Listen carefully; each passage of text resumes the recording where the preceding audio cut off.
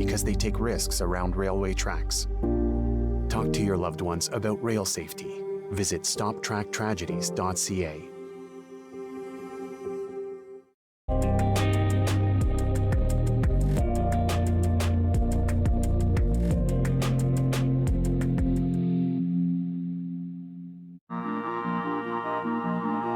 Closed captioning is brought to you in part by Raven Reads. Unbox Indigenous voices. Subscribe today at ravenreads.org. How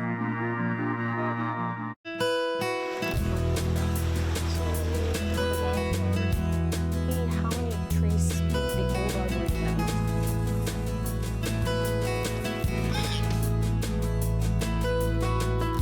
Elon, okay. 9/11.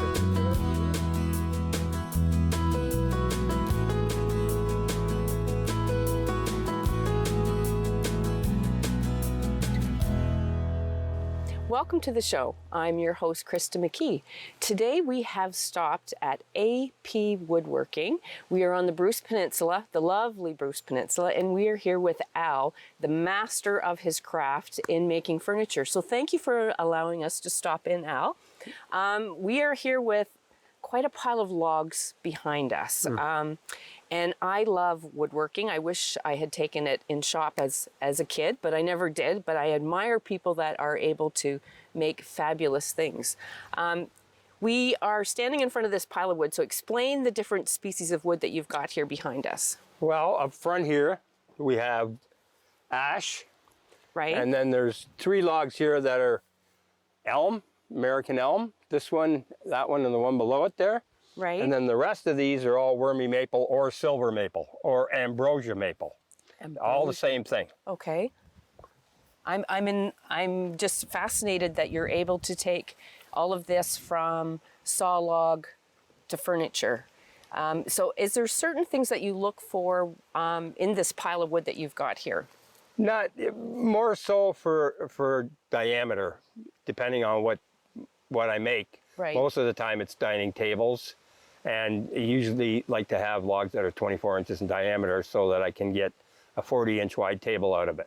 Because cutting the live edge off of 2 pieces to laminate together so you can book match them, you end up with, depending on how straight the log is, determines what your width overall is going to be, or how big of a width you can get.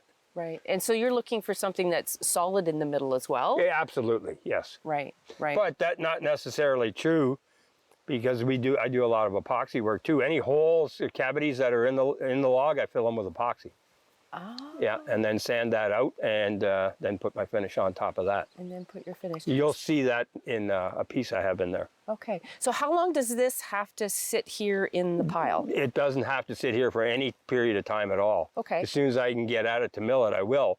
But I'm so far ahead on milling right now that I have no room to put milled logs. Ah. Right? Okay. Yeah. Okay. Well, let's go to your next step, Okay. which would be the mill. The mill. Okay. Wonderful. We'll go to the mill.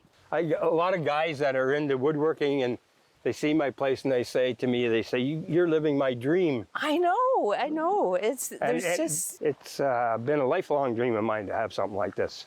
Oh, you've got an amazing place here. So this is your portable or stationary mill? Stationary. A stationary mill, and it's a wood miser.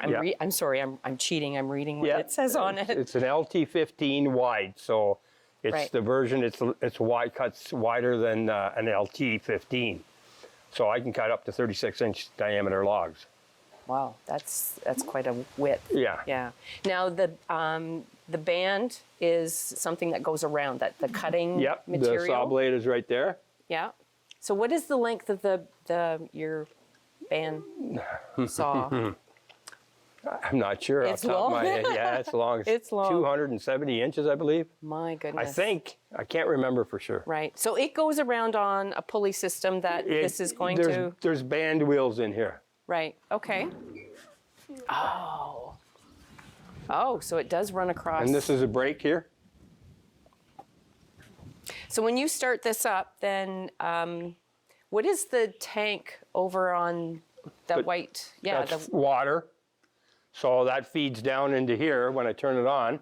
Oh, so it has to cool it? it keeps it helps to get the dust out from between cuts. Okay. Oh, I see. Yep. Oh, very good. It helps to remove the sawdust as you're cutting, right? Right.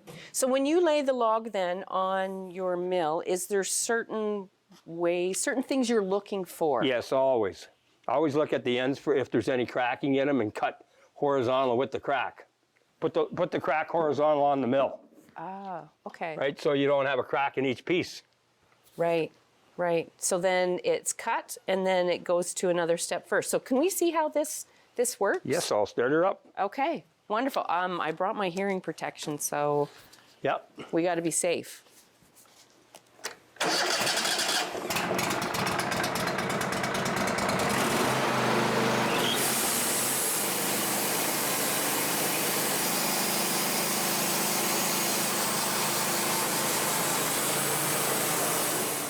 Let me pull her back.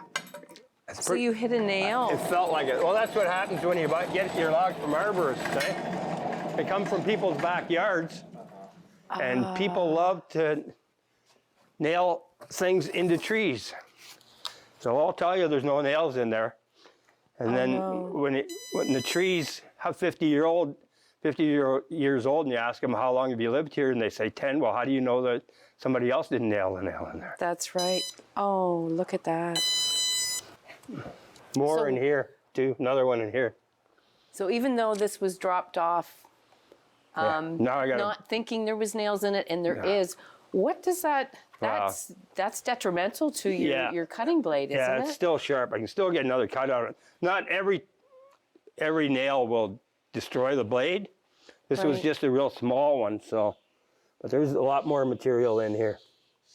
Wow. Now this log does not have bark on it. So how come you see some live edge stuff with This particular bark? log has been laying around for a while. That's why the bark came off of this one. Like it was laying in grass for 3 years, so. But normally, when a tree's cut in the wintertime, there's no sap in the wood, in the tree. Right. So the bark stays on. In the summertime, when the sap is in the tree, then the bark will come off. More commonly come off than in the winter. Right, right. Interesting, interesting. So you're going to cut this log at what width then for a product that you're going to make? 2 1/4 inches is what I mill at. 2 1/4 inches. So then the next step would be to, after you've cut it at 2 1/4 inches, it goes where for the next? It goes over there and sits there for a year in this pile behind us. Okay, so there's a pile. In this lean-to over here. Oh, with stackers in between. Yeah. Is it? It's all these, they're called stickers. Stickers. Oh, I called them stackers. Yeah. Okay, so the stickers are to allow airflow? For airflow through, so they air dry for a year here, and then they go in the kiln. That reduces the kiln time by about half. About half. Yeah, normally it's 6 weeks if it was a fresh log Okay. to go into my kiln, and then it only takes about 3 to 4 weeks if they're air dried, and you get a lot less cracking and warping and splitting when it's air dried for a year than if you just put it in fresh milled. Well, that makes sense. Yeah. And warping. Yeah. So when you cut it at 2 1/4 inches, I'm curious on what the finished product would be when you're done. Like, what's the width when Well, it's I done can dry? show you. I got 2 pieces over here that I planed that I'm working on a table. Okay, so it goes from here, though, Well, and there it then goes to the kiln. to the kiln. So Yep. can we see what your kiln looks like? Yep. Wonderful.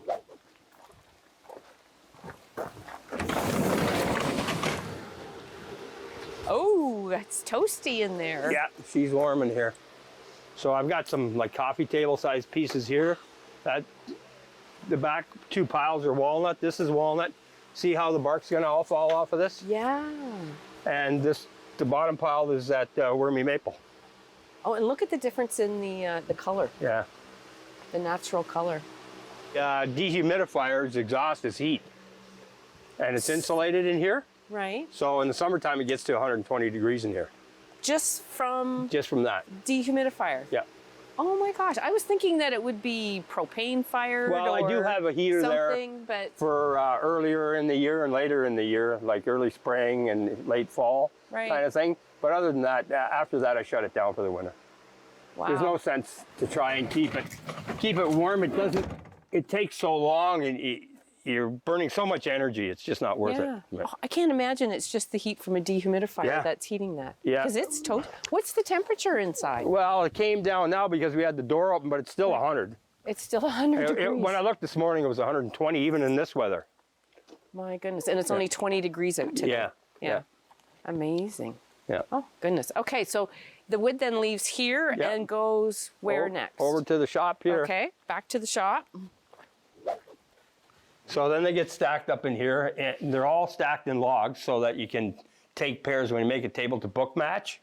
So what a book match is this is a book match set right here, right? So you mean by book match from the same tree, Yeah, same... two pieces, and you just take them and open them up, Gotcha. right? And then you cut that live edge and that live edge off, and then you join them. So when you look at it, each piece mirrors the other one. Oh, now, so then they're glued together? Laminated, yes. They're glued. laminated. I biscuit join all mine. Now, what's a biscuit joint? I'll have to go get some of those to show you. What are we doing? I'm just going to move Holy. this over. Just to give you an idea of what, You're going this way? All the way? just a little bit. That's good. And then Okay. we can slide this one over. Top one. Okay, there we There. go. Now these haven't been flattened yet or anything, or the cuts haven't been made, but They haven't been what? I'm sorry? flattened. Flat. Because they're still a little warped. But I will take care of all that. This is amazing. Look at the wood grain. Wow. So things like this I call character, Yep, that's exactly right. because it's unique to the piece. Amazing. I love the walnut. I always thought I loved cherry the best, but I think I really like walnut. You know what? I think I got this one backwards. Let me. Okay. No, I don't. No? No, sometimes the book match doesn't look as good as they should. And on this one here, the bottom part's matching up down here, Right. but the top isn't, So then would you just maybe, oh, I see what you're saying. right? Yes. Like it should have this in Yes. But it doesn't. here. No, it doesn't. But that's the uniqueness of the tree. Yeah. But I've got a finished one in there that's book matches perfectly. Okay. Now this is really smooth. So have you put this through something? Just the planer. So it goes through the planer. So Yeah. it leaves the kiln, stands up for a while, Yeah, until a customer wants something. right? And then we pick out the pieces, and then I do a straight cut with the skill saw first, and then I run it through the planer, and then I'll do another cut with this saw here, which is actually called a track saw. So for instance, you put it on here, and it gets clamped on either end, and you take this saw here, and it makes a perfectly straight cut to laminate the two pieces together. Oh, it runs right on the track. Yeah, it's called a track saw. That's slick. Oh, that's much better than trying to run it by eye. Oh, you can't. You can't. You can't. Oh, that's slick. Yeah. So then you cut it, and then you said you biscuit cut it? Biscuit joint it. yeah. Biscuit joint it. Sorry. Oh, gosh. I'll just run over and grab a couple of biscuits. I'll show you. Okay. This is The machine that cuts the biscuits in. So all you do is push on it here, Right. and it'll cut the groove in where these fit in. Oh, this is the biscuit. Yeah, that fits in halfway, Okay. and then the other half goes in the other piece. Oh, okay. So this is what I was thinking, silly me. I was thinking finger joint. Oh, but no. you're calling that a biscuit. So Biscuit it's joiner. just inserting a chunk of wood Yep. that holds the other piece together. That's right. Gotcha. Okay. But it's glued all the way along the whole joint. Right. And does it take any special type of glue or just... I use Just Tight Bond 3, Okay. which is one of the best. So how long then would it take, once you biscuit join it, glue it, how long does it have to sit then? I let it sit overnight, and then it's ready for sanding. Wow. Yeah. That's fast. That's fast. Okay, so you've done all of this, and you're making, say, a kitchen counter, maybe? Yeah. What would be the next step be then to you start putting a finish on it? Yeah, but first we got to run through the planer. Right, the planer, yes. So I'll run this piece through the planer for you. Okay, How's that? wonderful.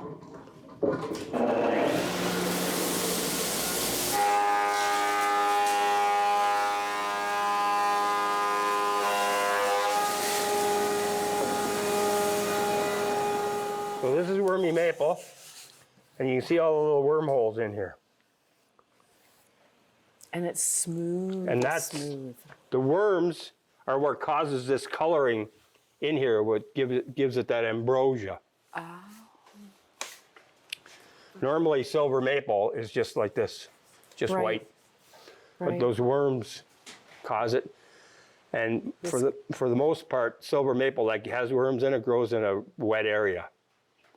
Gotcha, gotcha. So now, do people prefer this to be a natural color, or do you have orders that they want it to be stained? I prefer not to stain. If you don't like the color of wood, then pick a different wood. True. You know, I mean. Very true. Yeah, because this will yellow in time, won't it? Or does that depend on your your it finish? won't. It won't yellow.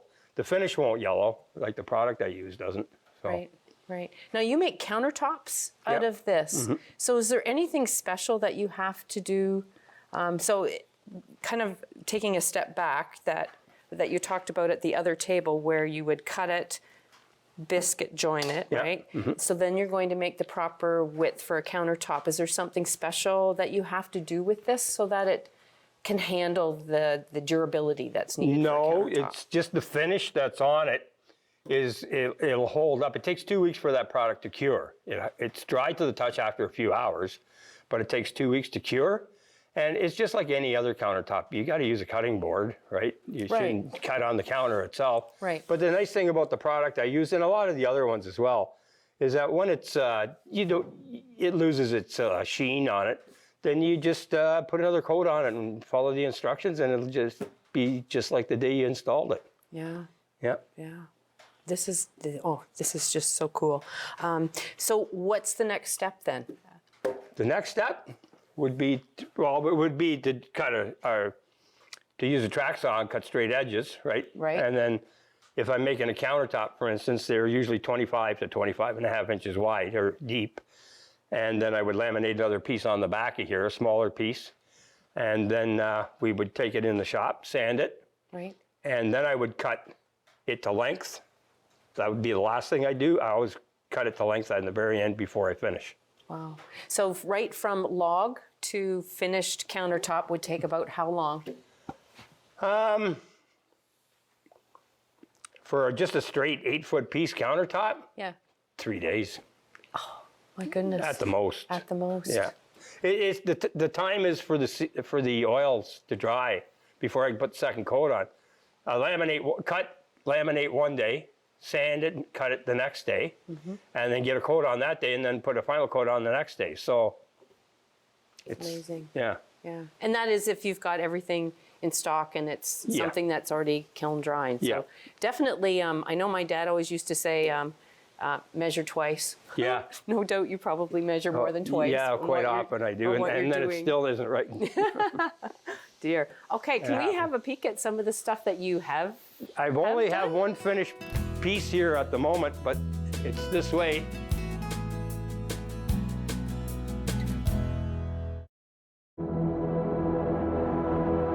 Smudging is a very important part in our life as we're all learning to walk the good way.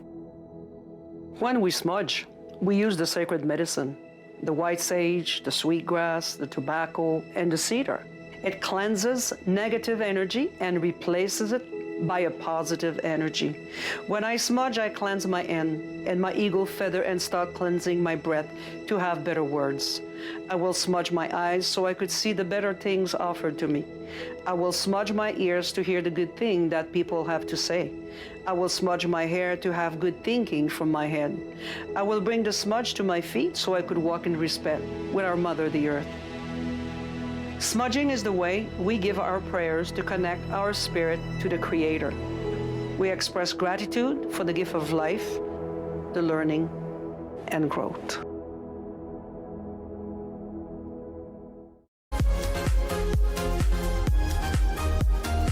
Hello everyone, your host Antoine Hashim here on the couch, and welcome to season 8. Yay! 8 seasons, and we've got a lot of awesome guests coming up, so keep watching.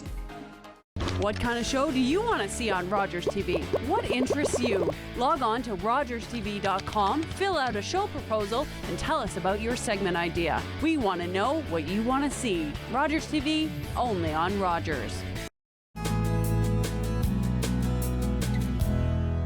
So welcome back. We are in the room where all the magic takes place. And Al, you have to explain what this crib type looking table is. Well, this is my laminating table, and the angles are put on here for a reason, so I can clamp items down from the bottom up. So if I have a little warp in a piece, then I can clamp it flat to the table and then draw the other one into it.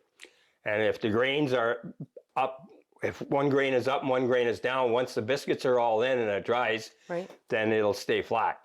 Just by clamping it, that will take the warp? We'll take the warp out once they're joined together. Right, okay. So that, and so it would have to sit here for? Overnight. Just overnight? Yeah. Really? Just enough to take the warp out? Yeah, okay. Well, but the two pieces put it together will take the warp out of the one. Right, yes, okay, right. So then it leaves here and then it goes to the next step. Well, it would be sanded here and it would be oiled here as well. Okay. And then if I'm making if I'm putting the legs on the table, then I would flip it over. Before I oiled it, I'd flip it over, put the legs on, put it back on its legs, and then I'd finish it. Okay. Now you mentioned in one of the other steps about using epoxy. Now that's something that you put in those what I called the the character floss. Right. So if it was a table or a countertop, you would put this. I've got some more. I got one finished piece over here with epoxy in it. Oh, nice. Yeah, there's epoxy up there and there's epoxy down here. Fill up the cracks. You can see the character in there, and that's a really nice book match one there, that piece. Nice. That's called figure in there. All this is sorry, this is figure. Called figure. Figure. Oh. And I see what you mean. Yeah, this is the cut and where the biscuits are, right? Yeah. Right. Now, can someone you choose the color of epoxy that goes in here, or? Normally, I use black on everything because it goes with everything. Right. Unless the customer asks for something different, which is very rare. Wow. So this is going to be a table? Dining room table, yeah. Dining room table. Oh, it's beautiful. It's like a work of art. So the people this is a custom table that you're making, the people have requested no bark, or that's just so that stuff doesn't get caught on it maybe? Or and if they don't want bark and it happens to be on that particular pieces that I'm using, I take a draw knife and I pull the bark off and then I sand it afterwards. Okay. So then what do you put on it for legs? Like how, is that something they request or you show them? I let them go on my Facebook page and pick out which ones I like. There's pictures on there of all kinds of legs. I have a local guy that makes them for me down in Whiskey Harbor. Okay, so that he turns them, or they're metal? No, they're all metal welded. Oh, yeah, okay. Metal welded. Okay. So approximately how long did it take you to do this table? About 4 days. About 4 days. Yeah. So then the customer is then going to look after the legs, or this they've already got particular it customer is making his own legs. Oh. Right. Most of the time, I supply the legs, and they pick out off my Facebook page which type they like. Okay. And then I get them a cost on them, and then we go from there. I get the legs and put them on, and they take the table away in one piece then. Wow, that's amazing. Simply, it's a beautiful piece of workmanship. Can you show us some other stuff that you've got? I can. Okay, he's got a whole house full of creations that he has made. Stay tuned.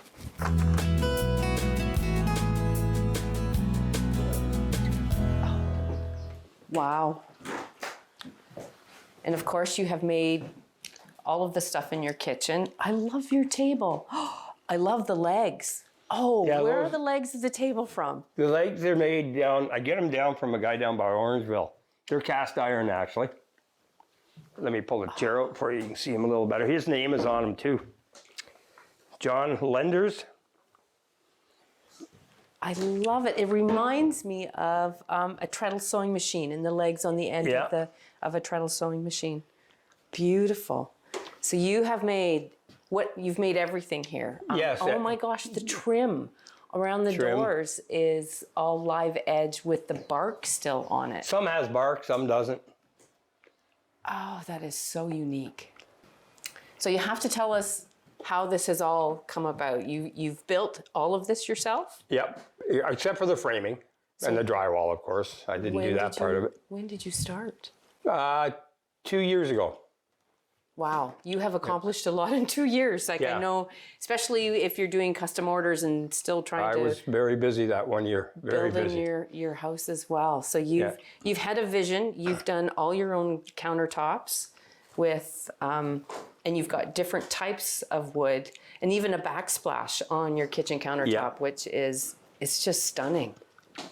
So your kitchen countertop will be walnut because of the darkness of it? Yep, that's correct. What are you putting on your countertop to keep it looking so lush? Well, actually, there hasn't been a coat put on it since I put it in. So it doesn't get used as much as it's only me living here, right? So, and the dogs don't go up there, thank God. Yes, true, true.